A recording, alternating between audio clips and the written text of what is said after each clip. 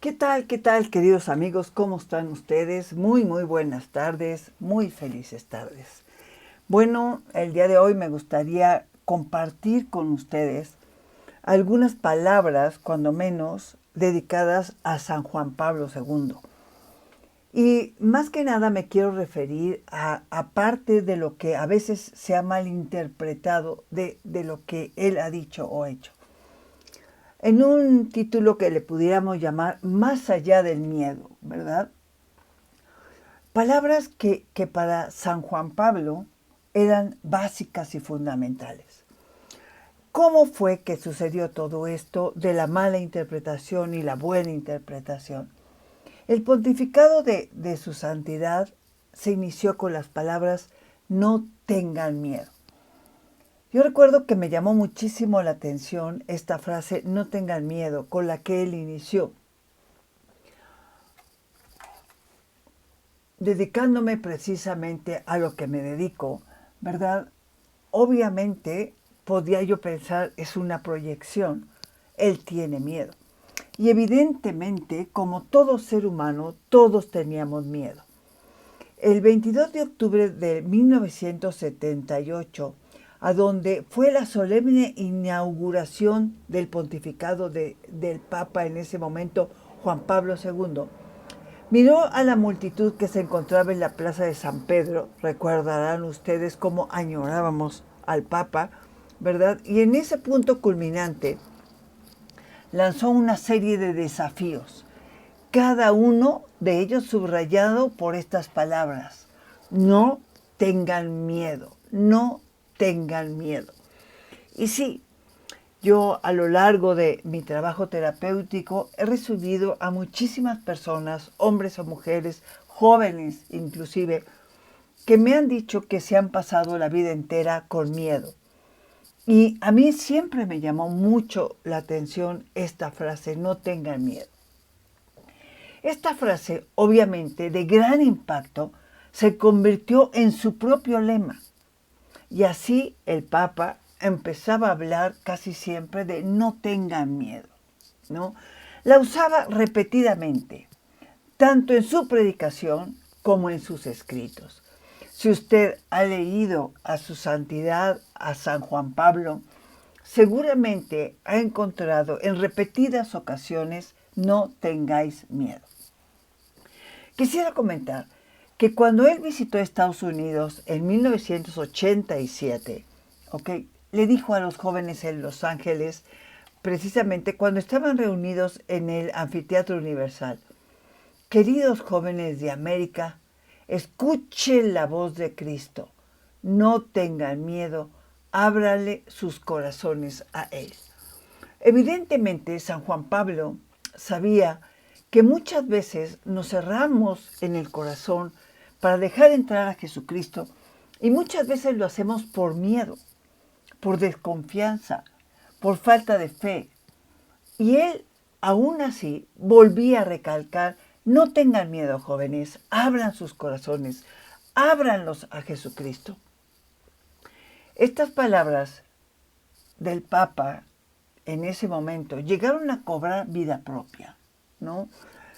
En donde realmente el Papa Juan Pablo II tomó por sorpresa una larga entrevista que le hizo Vittorio Messori. Esta larga entrevista sucedió en 1994 y quiero hacer relevancia a ella porque esta también fue publicada en el libro Cruzando el umbral de la esperanza. Él dijo que no había imaginado plenamente cuán lejos nos llevarían, tanto a mí como a toda la iglesia, ¿verdad? Estas palabras, su significado provino más bien del Espíritu Santo.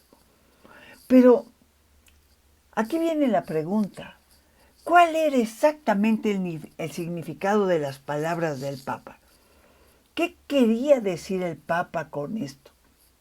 Estas palabras no querían decir que el Papa Juan Pablo era valiente y que esperaba que los demás también lo fueran, ¿verdad? Como lo dice George Weigel en la biografía del pontífice, el fin y el principio. Hacía la observación de que el Papa Juan Pablo no vivió sin miedo y menos aún negaba el miedo. Más bien vivió más allá del miedo y su valor era una excepción de su fe. Claro que sí. Expresar su fe, expresarla de esta manera, diciéndonos no tengan miedo. Él tenía miedo, por supuesto. Se malinterpretaron sus palabras y de todas aquellas personas que a veces se la pasan observando con una lupa profunda a ver a dónde pueden atacar a la iglesia. Así le pasó a su santidad. La gente malintencionada llegó a decir que si era un hombre sin miedo, era un hombre psicópata, era un hombre enfermo, porque solo los psicópatas no tienen miedo, ¿verdad? Y esto causó gran dolor, por supuesto, en su santidad, ¿no? El hecho de que esas palabras tan vitales, tan importantes para hoy que estamos en este siglo XXI, hoy que tanto miedo nos da la vida, que tanto miedo nos dan las guerras, que tanto miedo nos dan, ahora sí que las pandemias y todo lo que en estos últimos años ha vivido la humanidad ha sido terrible. En verdad se lo digo, yo a veces, pues entre comillas, presumía un poco de no tener miedo. Hasta que llegó el día en que supe a carne propia lo que era tener miedo. El día que en casa me asaltaron con pistola en mano, me amarraron y me amordazaron. Pensé que en ese momento yo me convertía algo así en parte de la gran multitud de personas que tienen miedo y miedo a veces constante en la vida. Nunca había sentido tan a fondo y tan profundo las palabras de su santidad en no tengáis miedo, porque él se refería más que nada a una expresión de su fe. Él expresaba la fe con esta frase: no tengan miedo, tenemos a Jesucristo de nuestra parte. Jesucristo es la antorcha de nuestra vida. Jesucristo es quien va al frente de nuestro caminar. Y en ese entonces, en ese momento en que el Papa habla a un mundo contaminado también por malas interpretaciones. Recordemos que a él le va a tocar el desencadene brutal de la gran propaganda que se hace de los sacerdotes pederastas en el mundo entero y de la brutal persecución, ¿verdad? Que evidentemente era necesario, era indispensable parar este cáncer que estaba viviendo dentro de la iglesia. Pero liderar una iglesia católica tan difícil, en la cual existen además muchos seres humanos consagrados al sacerdocio, pero que no todos piensan igual, que no todos siguen la misma línea. La rebeldía que puede presentar, por ejemplo, la iglesia en Alemania, ¿no?, en los países nórdicos, es brutal. Y esto, su santidad San Juan Pablo lo vivió mientras estuvo en el pontificado, quizás nunca tan intenso como en los últimos años, pero evidentemente a él le tocaron varias explosiones en contra de la iglesia, ¿verdad? De hecho, el Papa San Juan Pablo tuvo que enfrentar los peores temores que la gran mayoría de los seres humanos tenemos. Si nosotros analizamos en brevísimo, su vida, veremos lo siguiente. Nace, ¿verdad?, solo teniendo un hermano. Cuando él apenas cumplía 8 años de edad, muere su madre. Yo creo que este temor que hoy en día nos pasma a muchísimos humanos, ¿verdad? Qué terrible el día que perdimos a nuestra madre, pero perderla de 8 años realmente conmocionó su vida. No fue suficiente con eso. Cuando el Papa, en ese momento Juan Pablo, ¿verdad?, o Carol, tenía 12 años, muere su único hermano, Edmund. A los 12 años muere de escarlatina. Escarlatina, una enfermedad viral muy severa, que se llevaba a los niños a la tumba, ¿verdad? Y así fue lo que él vivió. Habían pasado solamente 4 años de la muerte de su madre. No creo que se hubiera podido recuperar por la edad que tenía y su condición económica. Seguramente, ¿verdad?, cuando viene la muerte de su hermano. Y me quiero imaginar entonces a su padre, el único que le quedaba ya entonces, su padre, ¿verdad? Pasmado y con un corazón brutalmente herido de haber perdido a su esposa y haber perdido a su hijo. No fue suficiente con esto. Cuando Carol tenía 19 años, 19, fíjese bien, 8, 12, 19. 8 muere su madre, 12 su hermano, y a los 19 años, 7 años más tarde de la muerte de su hermano, el país es invadido y es ocupado por Alemania nazi. Recordemos, ¿verdad?, que en la Segunda Guerra Mundial, ¿ok?, el país donde se inicia prácticamente la guerra es Polonia. Karol Wojtyła vivía en Polonia. Karol Wojtyła tenía solo 19 años. No siendo suficiente esto, un año más tarde, invadido por los nazis, huyendo, ¿verdad?, de estos mismos, un año más tarde, cuando él tenía 20 años, pierde a su padre. Con él quedó completamente sin familia. Madre a los 8, hermano a los 12, papá a los 20. Un joven de 20 años que ha pasado por esto y súmele que vive en la guerra. Porque en ese entonces llevaba el segundo año de la Segunda Guerra Mundial. Recordemos que la Segunda Guerra Mundial termina hasta 1945, ¿verdad? Unos años después de que fue tomada Polonia. Ahora bien, ¿qué sucede durante el nazismo? Pues durante los años del nazismo, él perteneció a una iglesia que era brutalmente perseguida. 20 años. Todo lo que tenía para que cualquier joven de la época actual hubiera perdido su fe. ¿Cómo me quitaste a mi madre? Y luego me quitaste a mi hermano. Y luego estoy en guerra. Y luego sigo en guerra. ¿Cómo te voy a seguir? Él pertenecía a una iglesia que fue perseguida. Asistía a misa y sus párrocos, aquellos que él visitaba, fueron deportados a los campos de concentración, donde 11 de ellos perecieron. 11 párrocos, 11 sacerdotes que él conocía, perecieron en campos de concentración.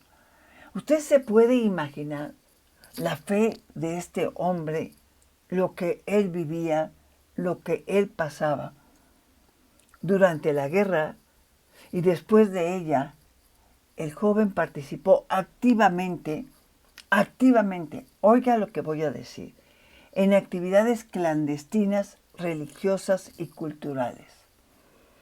El Papa, en ese momento, Karol Wojtyła, formó parte de la resistencia. Un hombre con ideales, un joven comprometido. Y a mí me gustaría detenerme unos minutos en este punto. Evidentemente, para estas épocas, los 50, ¿verdad?, después de la guerra, la televisión apenas existía. Los jóvenes realmente se distraían en sus grupos, tanto culturales como sociales, como religiosos. Era la forma en la que ellos pasaban buena parte de su juventud y la disfrutaban así. Karol Wojtyła evidentemente siguió fiel a sus principios y fiel a su fe. Podía perfectamente bien haber renunciado a esa fe después de haber sido tocado tantas veces, ¿verdad?, en lo más profundo de sus emociones, habiendo perdido a toda su familia de origen toda. A los 20 años estaba solo en el mundo. Yo me pregunto, hoy los jóvenes de 20 años, ¿qué hace un joven de 20 años? Evidentemente que mucho va a depender del nivel socioeconómico y de la educación que reciba y de la propia personalidad del joven, ¿verdad? Mucho va a depender. Pero tristemente, hoy nos encontramos que casi los grupos parroquiales están en extinción. Los seminarios están prácticamente vacíos. En la misa de este domingo, en la cual yo asistieron 2 seminaristas de los padres agustinos y nos hablaban de las casas de formación y el dinero que necesitaban era la colecta para las casas de formación. Y nos contaban, los jóvenes que estaban platicando eran 2, de 11 en su totalidad los que iban para sacerdotes. Y en el noviciado, este año habían cerrado con 8 chavos. 8 chavos, cuando el crecimiento de la población existe, cuando cada vez habemos más personas en el mundo, cada vez más descuido. Quiero hacer notar también lo siguiente. Yo vivo en una colonia denominada Tecamachalco, en la Ciudad de México. Es una colonia buena, es una colonia que supuestamente tiene alto índice de seguridad, ¿verdad? Supuestamente. Aunque es una colonia a donde cuando yo me cambié, las iglesias de los agustinos tenían una cantidad de misas diarias. En la iglesia en la que yo asisto eran 10 misas los domingos. Ha sido tan fuerte el bajón que ha habido y la carencia de sacerdotes que hoy en domingo hay 5 misas, la mitad de cuando yo me cambié hace 20 años a esta zona. La mitad, ¿verdad? Todas las iglesias de la zona han reducido sus misas, sobre todo después de la pandemia. Me impacta ver esto, porque es algo que nos llega directamente al alma, a aquellos que practicamos la fe católica y que asistimos a misa. No es lo mismo tener una gama de posibilidades enorme para ir a misa, que cada vez vemos más reducida la gama de posibilidades de misa. Una de las cosas de mi colonia que también me llamó mucho la atención es que, por ejemplo, a la iglesia donde yo asistí siempre, desde que me cambié, que tenía esta cantidad de misas, tanto entre semana eran 5, en fin de semana eran 10, ¿verdad? Se convirtió en 2 entre semana y 5 en fin de semana. Y de esas, los lunes no hay misas. Los lunes no tenemos misa. Nos decían los sacerdotes que son tan pocos los que pueden atender en las iglesias que se tienen que dar un día de descanso porque no alcanzan a darle el servicio a todas las iglesias o parroquias que les puede tocar asistir.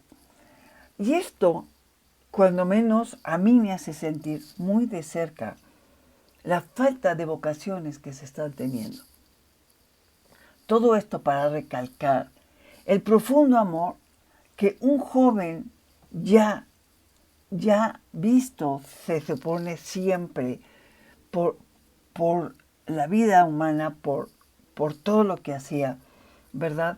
Un hombre que va a dejar una huella imborrable en muchísimos católicos practicantes y no practicantes de su vida, de su existencia y de su compromiso social. Karol Wojtyla, Papa Juan Pablo II y hoy San Juan Pablo II, ¿no? Pero permítame recordar un poco lo que fue de Polonia cuando la dominación nazi, ¿verdad?, se va y entran los soviéticos. Vaya gusto que le ha de haber dado a la población. Se van los nazis, qué bueno, pero ahora vienen los socialistas. Invaden Polonia y van a estar bajo su yugo varias décadas.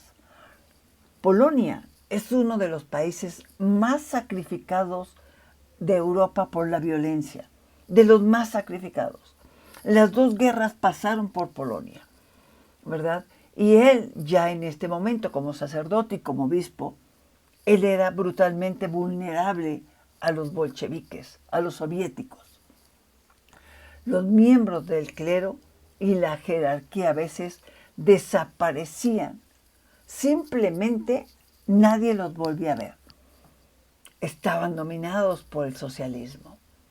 Estos eran asesinados, o si no, eran encarcelados y realmente maltratados brutalmente por estos que habían invadido su país, ¿verdad? Y que habían declarado socialista a la pobre Polonia ya brutalmente herida.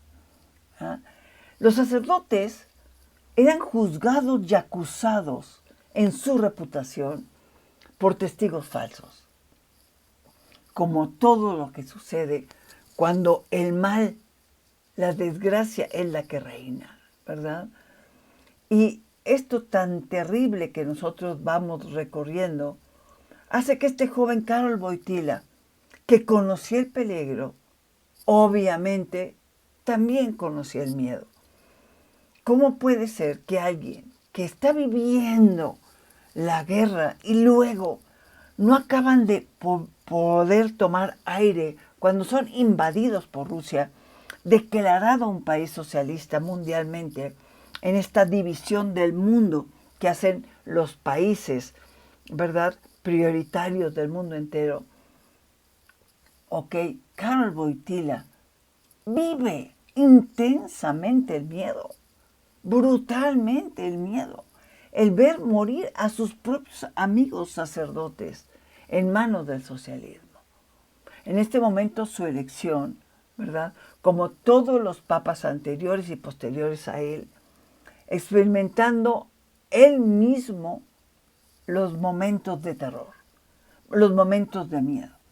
Como papa, él tenía la responsabilidad de una iglesia lastimada también, de más de 1.000 millones de miembros, miles de los cuales estaban sufriendo por causa de la fe.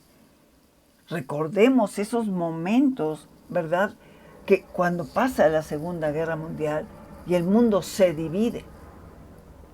Ahí estaba Karol Wojtyła, sufriendo la división que el mundo vivió. México verdaderamente no participó en nada de esto, más que con sus presidentes de izquierda que aprobaban y victoriaban y daban cabida y entrada a todos los izquierdistas que quisieran llegar a México. Él, el Papa, asumió la responsabilidad de un clero y de unos laicos que realmente se habían vuelto muy laxos, muy débiles, muy frágiles, muy permisivos en esa disciplina que realmente nos lleva el liberalismo de los años 60. Recordemos que la década de los 60 es una década muy, muy importante, porque van a surgir, recuerden ustedes, muchos movimientos de jóvenes de izquierda. En general, el mundo empieza a ser permisivo, empieza a permitir, ¿verdad?, el amor libre, entre comillas, que se empieza a proclamar en el mundo entero. Movimientos juveniles en contra de la autoridad y en contra de todo lo fijo y todo lo santo, ¿no? El Papa asume la tarea de ser un hombre encargado de ser la voz de Jesucristo en la tierra. Vaya mandato, vaya situación difícil, vaya encargo que le tocó, porque todo esto le vino a tocar. ¿Cómo no iba a gritar? ¿Cómo no iba a recalcar? ¿Cómo no iba a decir en innumerables ocasiones, no tengan miedo? Y lo repetía, y lo repetía, y lo repetía. Realmente él no hablaba de algo trivial. Él hablaba con toda la autoridad que proviene de la experiencia, de una serie de experiencias que él vivió y sufrió y padeció, y vio sufrir y padecer a muchos de los suyos, de sus compañeros en el sacerdocio de sus compañeros en el obispado. Recordemos que pocos años antes de ser elegido papa, él escribe un poema en el que hace un análisis del miedo. Y ahí, en ese poema que él escribe, ahí hablaba del miedo del cuerpo y los temores del cuerpo. Y comparaba estos terrores instintivos y corporales con el miedo que no está en contra de la esperanza. En un poema que él escribe, ¿verdad?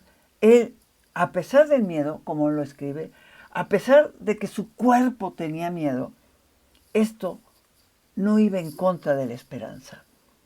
Él nunca perdió la esperanza, aún en los momentos tan difíciles que vivió en el papado. Recordemos que un 13 de mayo, Día de la Virgen de Fátima, tuvo un terrible atentado. Él lo sabía.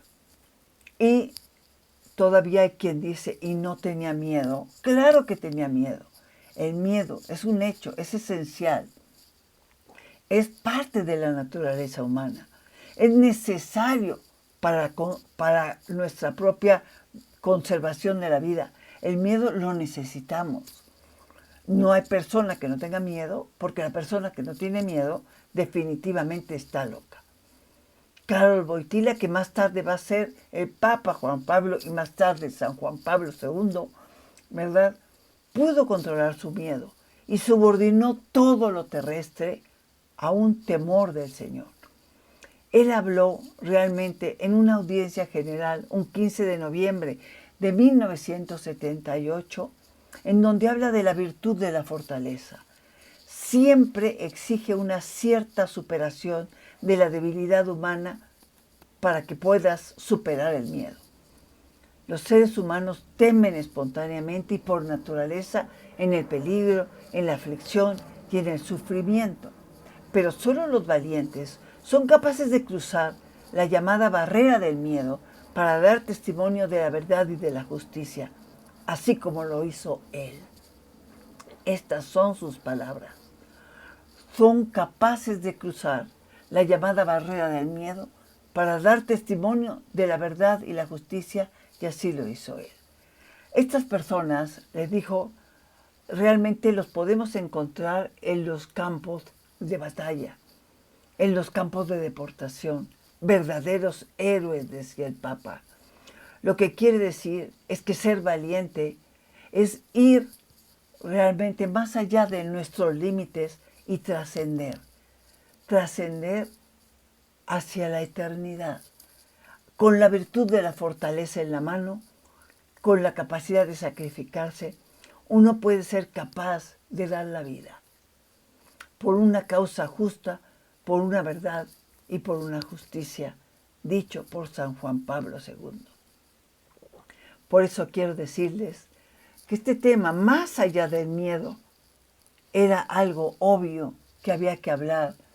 Hoy en día, que tantas cosas suceden, hoy en día, que el mundo está en guerra, que el mundo está tibio, que nos hemos enfriado en nuestros corazones, que hay un permisivismo en todo lo que no debía ser permitido. Hoy quise volver a recordar a un totus tus, realmente todo tuyo, ese dirigido a María, María que era su fuerza, que ella le había escuchado gritar al mundo entero, no tengan miedo, así como ella lo hizo frente al ángel Gabriel, frente a su arcángel que tanto vio por ella y tanto la cuidó. De esta misma manera, hoy cerraría esto diciendo, vivamos más allá del miedo y que el Señor Jesucristo nos conserve en su gracia eterna, que así sea. Muchísimas gracias, queridos hermanos. Nos escuchamos en la próxima.